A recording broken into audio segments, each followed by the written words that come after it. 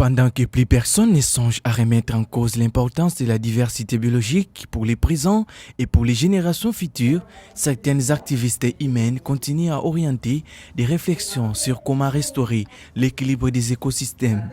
Un forum de réflexion sur l'environnement et la biodiversité congolaise organisé samedi 21 mai 2022 à l'université de Kinshasa a réuni des étudiants, des professeurs, activistes et experts du ministère de l'Environnement et du Développement durable. Cette activité était organisée par les clubs des étudiants en sciences de l'environnement en partenariat avec la coopération allemande GIZ. Les étudiants que nous sommes, nous avons toujours eu intérêt à collaborer avec différents partenaires, voire même le ministère de l'Environnement. Cela nous aidera à pousser de loin nos réflexions pour qu'ensemble, on puisse évoluer dans un même sens et donner des réalités pragmatiques de notre biodiversité congolaise. Au gouvernement congolais, nous demandons qu'il puisse accompagner le département de l'environnement. Le département de l'environnement est gros et les étudiants ne peuvent pas gérer ce département seuls, voire ce gouvernement congolais ne peut pas aussi gérer ce département seul. Il faut qu'il ait un moment de partage. Ce moment l'aidera à avoir des idées et voir l'évolution de notre biodiversité congolaise. Et notre deuxième recommandation, c'est aux étudiants que nous sommes. Nous sommes des apprenants. Nous devons nous pousser aux recherches scientifiques qui devraient nous orienter à comprendre la réalité de notre pays sur la biodiversité. Et ces réalités-là vont nous pousser au moins à avoir une idée sur sa gestion. Suite à la raréfaction de certaines espèces locales, la disparition et l'extinction des espèces de la flore et de la faune, la République démocratique du Congo court vers la perte de sa biodiversité. Cette conférence était donc une occasion pour se rendre compte du bilan actuel de cette diversité biologique avant de proposer des pistes de solutions adéquates pouvant maximiser la sauvegarde du plafond environnemental congolais. En 2022, c'est que nous avons des données qui datent de quelques années en arrière. Et nous avons aujourd'hui, par exemple, le dernier état des lieux qui a été fait, c'est en 2014.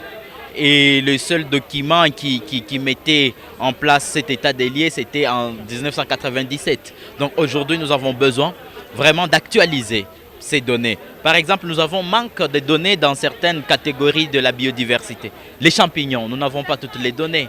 Les lichens, nous n'avons pas toutes les données. Les mousses, nous n'avons pas toutes les données. Les insectes, nous n'avons pas toutes les données. Les vers de terre, nous n'avons pas toutes les données. Même les poissons, nous n'avons pas toutes les données. Et que donc nous devons aujourd'hui arriver à faire un travail de commun pour que nous puissions mettre à jour cet état des lieux. Et ça va nous permettre maintenant de bien gérer ce que nous connaissons. L'année 2022 marque le 29e anniversaire de l'entrée en vigueur de la Convention sur la biodiversité. À en croire certains scientifiques de l'université de Kinshasa, l'application de cette convention souffre de sa mise en vigueur sur certains points qui nécessitent plus de la transparence auprès des autorités du pays. Ce qui est important de faire, c'est qu'on doit vulgariser. Il faut vulgariser notamment, les textes sont là, mais il faut vulgariser, notamment passer par les masses médias, non seulement à la télévision, mais surtout aussi dans les différentes écoles. Écoles primaires, secondaires, universités, parce que c'est là où il y a la jeunesse. Et quand ils vont apprendre, ça serait intéressant qu'il y ait l'amélioration, notamment une bonne gestion de la biodiversité. Et surtout, non seulement au niveau de la capitale, il faut aller au niveau des provinces, au niveau des localités, au niveau des territoires, des districts, pour nous permettre à vulgariser ou à rayonner les informations qui sont importantes en matière de la gestion de la biodiversité. S'engager pour défendre la biodiversité est une affaire de tous. Il faut se remettre au travail pour restaurer les sites dégradés par les reboisements, poser des actes réfléchis et cohérents pour préserver les écosystèmes existants et éviter les pires. L'insistance réside dans le fait que si on doit préserver la biodiversité, c'est ça le souhait. Parce qu'il faut dire ici que préserver ne veut pas dire ne pas toucher. Préserver, c'est toucher, mais toucher de manière intelligente, toucher de façon que cette biodiversité ne puisse pas subir des menaces, que cette biodiversité ne puisse pas être en danger. Alors, il faut que la préservation de la biodiversité ait réellement des retombées sur ceux qui en sont propriétaires. Parce que la biodiversité est le bien de la population. On a tout. Lorsqu'on voit notre environnement, je pense, pour les étrangers qui lisent la RDC ou pour les Congolais un peu plus attentifs qui lisent toutes les richesses que nous avons, on a l'impression qu'on est dans un paradis. On a tout. On a les minéraux, on a les forêts, on a le sol, on a les terres arables, on a tout. On vous a dit là, on a presque tous les climats du monde se trouvent ici chez nous. Mais bizarrement, ce sont ces gens-là qui ont tout, qui vivent de la manière la plus pauvre possible au monde. 7e, 8e pays pauvre, 70 pauvres, tout ça. En bref, on est un pays qui a tout sur le plan théorique, mais on est un pays sur le plan pratique qui manque tout. Étant donné l'importance de l'éducation des publics et la sensibilisation à la mise en œuvre de la Convention à tous les niveaux, les autorités du ministère de l'Environnement représentées à ces assises ont promis de travailler avec l'Université de Kinshasa afin d'intensifier les actions allant dans le sens de restaurer au mieux la diversité biologique du pays. Bidon en main, panne sèche, poussée des véhicules, engouement aux arrêts de bus, telle est la situation dans laquelle se sont retrouvés plusieurs usagers des routes de la ville-province de Kinshasa samedi 21 mai. Pour cause, le manque de carburant.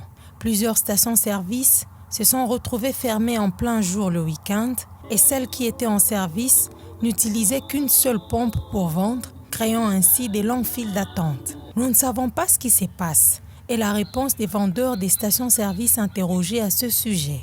À en croire une source anonyme, certains pompistes ont vendu du carburant moyennant 500 francs congolais le samedi. Selon d'autres sources, il est des stations-service qui ne vendent que 2 litres de carburant à chaque demandeur, pas plus. D'autres encore affirment que certaines stations se limitent à 10 litres d'essence.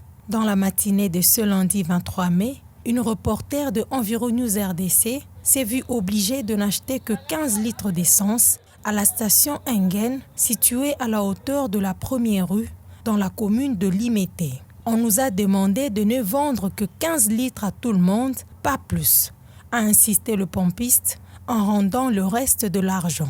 Pourtant, au mois de mars, Engen avait promis de faire venir un bateau de 25 000 tonnes d'essence entre le 23 et le 25 mars, plus une quantité de 15 000 tonnes après cette date. Chose affirmée en début avril dans un communiqué. Pour rappel, c'est depuis fin janvier 2022 que le prix de l'essence avait grimpé à la pompe. Il était passé de 1995 à 2095 francs congolais. Au mois d'avril, il est passé de 2095 à 2195 francs congolais, une hausse qui concerne tout le pays. D'aucuns se demandent s'il y a tentative d'une nouvelle hausse. Lors de la 53e réunion du Conseil des ministres, le chef du gouvernement avait demandé aux ministres des secteurs concernés par la rareté de certains produits d'anticiper. Peut-on anticiper au moment où ça va déjà mal ou anticipe-t-on avant que tout aille mal? Car, lors de la première vague de cette pénurie, le ministre des hydrocarbures ainsi que les pétroliers rassuraient qu'il y aurait 3 mois de stock. De mi-mars au 20 mai, à peine 2 mois et quelques jours, tout bascule sans explication valable. Une situation qui plonge plus d'une personne dans la crainte du lendemain. Que va-t-il se passer? L'avenir le dira. Partenariat pour le peuple, la nature et le climat, c'est le nouveau projet financé par Bezos en collaboration avec l'Initiative pour les droits et les ressources ainsi que la plateforme sous-régionale des organisations des peuples autochtones pour la gestion durable des forêts du bassin du Congo. Évalué à 10 millions de dollars, ce projet de 3 ans vise à soutenir les actions au niveau local pour la sécurisation des droits fonciers communautaires de la République du Congo, la République du Gabon et de la République démocratique du Congo, dans le but de lutter contre le changement climatique, mais aussi améliorer la biodiversité. L'atelier de lancement et de planification de ces projets a eu lieu à Kinshasa du 18 au 20 mai. Nous avons été ici pendant 3 jours dans l'objectif de pouvoir planifier, c'est-à-dire produire un plan de travail pour ce nouveau projet qui vient d'être lancé dans les bassins du Congo, principalement en République démocratique du Congo, au Gabon et République du Congo-Brazzaville. L'enveloppe complète du projet est de 10 millions de dollars pour le Gabon, la République démocratique du Congo et la République du Congo. Donc nous allons recevoir des projets venant, des propositions de projets venant de tous ces pays et nous allons répartir cet argent.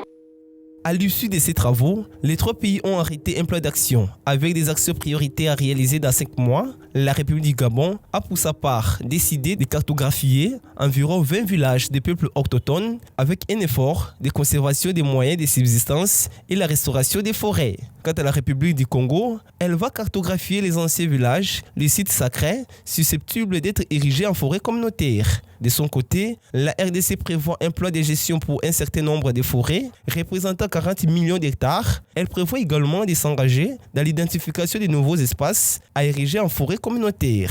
Au bout de 3 jours de travaux, il y a eu un certain nombre de questions prioritaires qui ont été identifiées par les différents acteurs autour desquels on a pu trouver un consensus. Et ce consensus s'est dégagé autour de la cartographie des espaces, des terroirs sur lesquels les communautés conduisent leurs activités, sur lesquels elles sont installées, communautés autochtones mais aussi communautés locales, et sur lesquelles elles aimeraient voir une meilleure sécurité de leurs droits.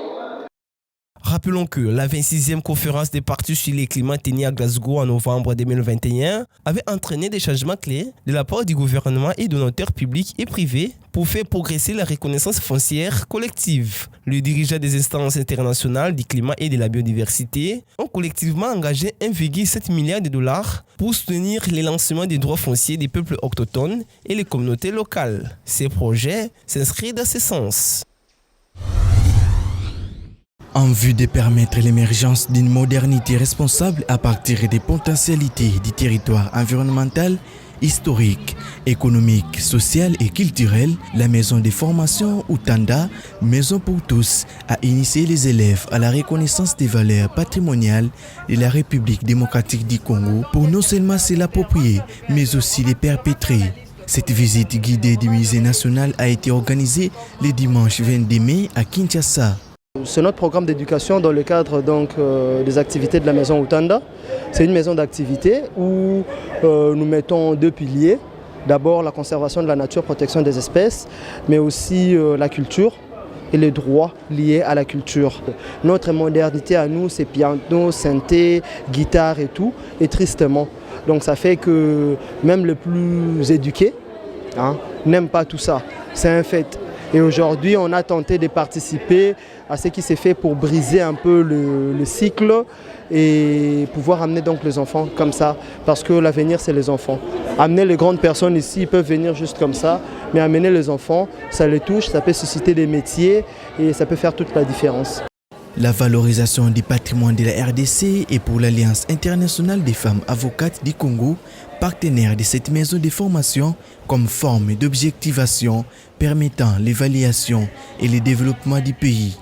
Les enfants, il est important de les guider, leur donner les bases et leur apprendre les bons réflexes, leur donner la bonne matière dès le bas âge pour qu'ils sachent de quoi il est question en ce qui concerne leur histoire et pour qu'ils partent très jeunes avec ce savoir, qu'ils grandissent avec. C'est un peu ça l'idée. L'apprentissage ne concerne pas seulement à lire et écrire, calculer les équations, mais tout ce qui nous environne, notamment notre histoire, notre géographie et même la politique et l'art. Donc nous pensons que combiner ce que nous apprenons à l'école et à ce que la vie ou la société peut nous apporter fera de ces enfants des citoyens complets. Auprès des enfants, cette visite a suscité de l'enthousiasme de découvrir les conditions de vie des habitants, les instruments de communication, les pratiques religieuses qui ont fait partie du quotidien de l'homme congolais de l'avant et l'après l'indépendance. La RDC est un pays riche. Dans la RDC, il y a beaucoup d'animaux de toutes sortes, beaucoup de la richesse. Outre la jouissance des valeurs culturelles mises à la disposition des visiteurs, le musée national peut aussi devenir, pour sa reconversion, un lieu abritant des fonctions d'ordre social, économique, culturel et environnemental conséquents si les pays arrivent à capitaliser ces potentiels. Amener les enfants au musée, c'est développer aussi le côté écotouristique, dans le sens que le musée est parmi les lieux de conservation ex situ. Au musée, on y retrouve les éléments de la culture, mais aussi les éléments de l'environnement qui sont conservés. Et c'est très important pour les enfants d'y visiter. Pourquoi? Justement parce que ce que nous voyons aujourd'hui comme enfants, ce sont eux qui seront demain des adultes et appelés à prendre des décisions. Déjà les sensibiliser sur la culture, la manière dont nos ancêtres conservaient l'environnement, la manière dont ils voyaient les constructions, l'agriculture, l'élevage, mais aussi c'est très important parce que les enfants vont à ce niveau-là voir comment assimiler la tradition, la culture et la modernité avec la conservation de l'environnement. Dans les musées nationaux, le tourisme se fonde sur des excursions scolaires et des journées portes ouvertes afin d'aider les visiteurs à la compréhension historique et culturelle du territoire de la RDC. Autant de pièces remplies de vestiges anciens, des instruments de musique, des communications et d'œuvres d'art, ce lieu touristique est un formidable outil d'investigation et de relecture territoriale.